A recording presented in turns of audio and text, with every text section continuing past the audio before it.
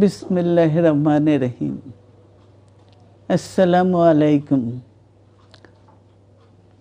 দীর্ঘদিন অসুস্থ থাকার পর আপনাদের সামনে কথা বলতে পারার জন্য আল্লাহর কাছে শুকরিয়া আদায় করছি।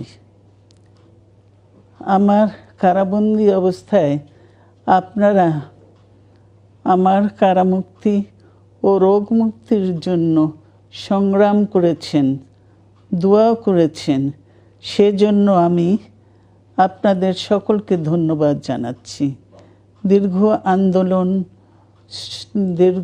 আন্দোলন সংগ্রাম ও ত্যাগের মধ্য দিয়ে আমরা ফ্যাসিবাদী অবৈধ সরকারের কাছ থেকে মুক্তি পেয়েছি। আমি আন্তরিক ধন্যবাদ জানাতে চাই আমাদের বীর সন্তানদের, যারা মরণপণ সংগ্রাম করে এই অসম্ভবকে সম্ভব করেছে।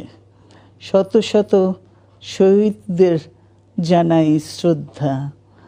এ বিজয় আমাদের নতুন সম্ভাবনা নিয়ে এসেছে।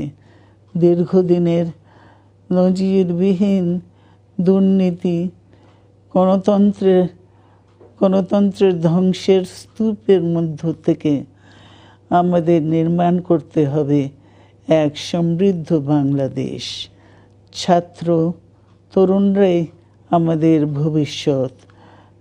তরুণরা এই যে স্বপ্ন নিয়ে বুকের রক্ত ঢেলে দিয়েছে, সেই স্বপ্ন বাস্তবায়নে করতে মেধা, যোগ্যতা, জ্ঞান ভিত্তিক গণতান্ত্রিক বাংলাদেশ গড়ে তুলতে হবে। শোষণহীন সমৃদ্ধ বাংলাদেশ। সকল ধর্মের গোত্রের অধিকার নিশ্চিত করতে হবে।